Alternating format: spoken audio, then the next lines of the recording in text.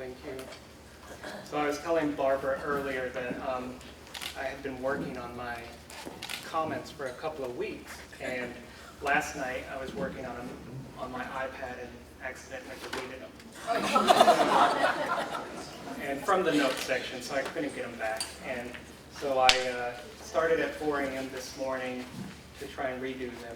So you'll have to indulge me if I read from my notes a bit more than I had anticipated. So it's going to be hard to get through this. I know. I feel it with you. Thank you. It's a pleasure to be here today. I'm truly honored to have a chance to say a few words about what I consider to be my favorite and possibly greatest professional achievement. I often tell the story of how the Tamarac Historical Society came to be. Bear with me. It goes a bit like this. Early in my tenure with the city of Tamarac, as the communications specialist, I received a couple of calls from people looking for old photos of the city. Often it was because they were building or remodeling a restaurant and wanted photos for decorations. I would ask around and the answer was usually, I don't think we have any, or check the clerk's office. Searching the clerk's office with the help of Lillian and Pat, I did find a few old photos in newspapers, but they weren't really organized or cataloged in any particular way. So I thought to myself, Tamarac could use a historical society. Most of the other cities in the area had one, so why not us? I typed up a proposal spelling out the background, what I thought was the need for a historical society, all the way through how I proposed to recruit and volunteers. I presented it to my boss at the time, Andy Burns, who is here today. Andy said, "This is great, Chad, but there's no money and it can't take up any of your time." Now you have to present it to Jeff being Jeff Miller at the time, the city manager.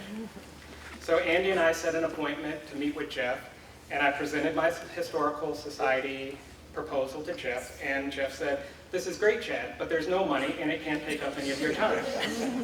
Now you need to present it to the mayor and commission at the next commission workshop."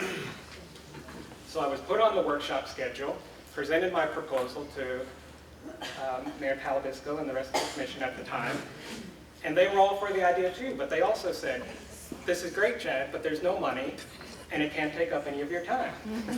So at the time, the city, like the rest of the country, was suffering from the effects of a severe real estate market bust. But I was undeterred. I did some further research. I visited a couple of other local historical societies. The people I met there couldn't have been more helpful. If not a bit cautionary, they all said, "I hope you know what you're getting into. This is going to be a lot of work."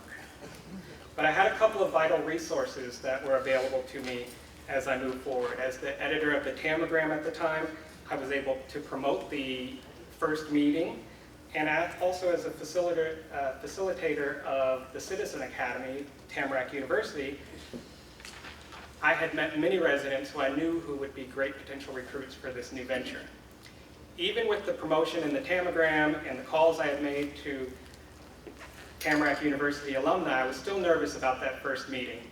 I didn't know what to expect in terms of attendance, and with the presentation I was going to give to sell the idea of the Historical Society and why Tamarac needed one, not to mention how it would need to rely mostly on volunteers to succeed, I was truly shooting from the hip and mostly making it up as I went along. But we were fortunate to have nearly 25 curious residents show up. They asked lots of great questions, and many of them would form the crucial group of initial volunteers. And on that day, July 14th, 2009, the Tamarac Historical Society was officially on its way. Unfortunately, there was somebody missing. Barbara Tarnow, if it's not fair. Quickly after that initial meeting, knowing my time would be limited and the scope of what lay ahead, I knew I would need to recruit a strong leader for the society. I had met Barbara through Tamarac University and knew she had been volunteering with the city ever since she was involved with TU. So I reached out to her and I asked if she would be interested in getting involved. Fortunately, she said yes. Barbara took on the role of the new Historical Society and was amazing right from the beginning. She was exactly what we needed to build momentum and keep it going. And ever since, Barbara has been instrumental in the success of the society and keeping the volunteers engaged, organized, and growing in numbers through the years. I may have planted the seed, but the society has grown and thrived because of the constant care and attention by this group of volunteers. So that's the story of how the society got started, and I'm very proud to have been a part of it. Unfortunately, since moving to the DC area over 7 years ago, I haven't been very involved. But I enthusiastically watch from afar, and like every Facebook post from the society I see, skim through the meeting minutes that Rita sends out, and try to catch up with Barbara from time to time. But it's a story I love to tell, and a title, the founder of the Tamarac Historical Society, that I'm honored to have.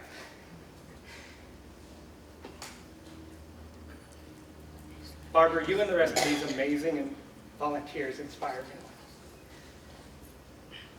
Believe it or not, the Historical Society is what I miss most about living in South Florida.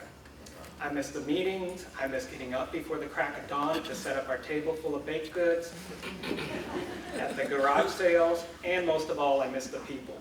You all epitomize for me what a community is truly about. A group of neighbors and residents coming together and dedicating their time and resources for the greater good.